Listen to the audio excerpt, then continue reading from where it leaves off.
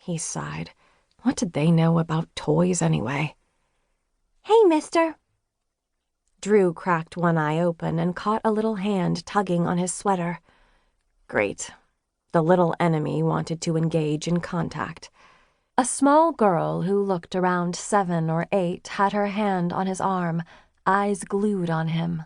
Even though his job as a regional vice president for JDL Toys could give Santa a run for his money, he still hadn't warmed up to the little people and wasn't quite sure he ever would.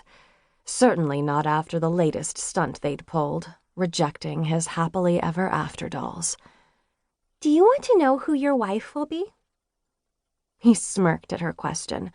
A year ago, he would have doubled down on that answer. So much had changed since the love of his life dumped him on the beautiful Hawaiian shore.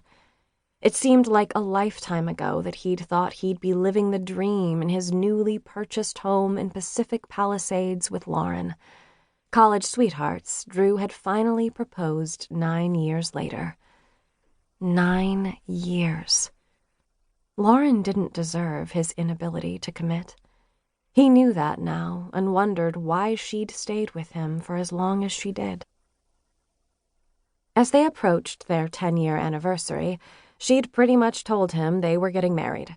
She'd even suggested they wed in the spot where they'd met all those years ago during spring break in Hawaii. He liked that idea and finally took the plunge, starting with a romantic proposal. He smiled, remembering the look on her face when she'd stepped into the room. Even though she knew the question was finally coming, the place he'd chosen caught her by surprise. Shortly after their engagement, an upscale wedding planning firm that catered exclusively to A-list clients was hired to plan the Hawaiian wedding in 3 weeks. They'd rushed it, but Lauren had been so patient that when she strongly suggested they marry that summer, he couldn't say no. And it wasn't so bad. He'd taken a lot of time off from work to join Lauren in Hawaii before the wedding, and Luke came along too. He and Lauren were well on their way to their happily ever after. That all changed when his wedding planner, Kate Ashby, decided to prove a point and smashed her lips into his on a Maui beach. Long story. And one he didn't want to relive anytime soon. The devastated look on Lauren's face when she'd caught him kissing Kate in the sand was not one he could ever forget.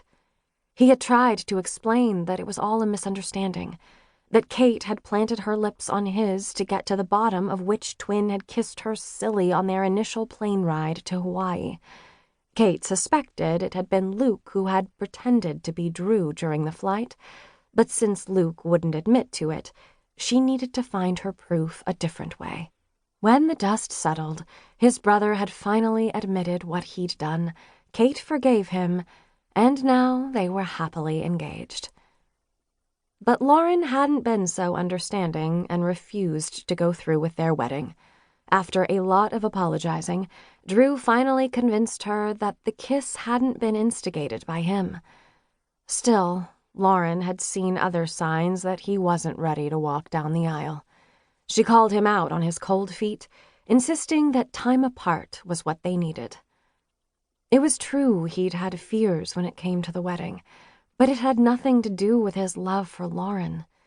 Deep down, he was afraid he wasn't capable of giving her the marriage and family life she deserved. He just hadn't expected she'd end things completely, and that move left him heartbroken. Shortly after their split, he made plans to head to Tokyo while she joined JDL Toys' New York headquarters as Luke's VP of marketing. They agreed to put their house on the market. Drew shifted in his chair, remembering the last time he'd seen Lauren. Before moving overseas, his brother had insisted he spend 1 week in the New York office to meet with key stakeholders. He knew better. His brother was very vocal that Drew royally messed up and that he should tell Lauren how much he loved her before it was too late. Lauren, however, didn't seem to be fazed that he'd be leaving soon. Her behavior toward him that week had been collegial at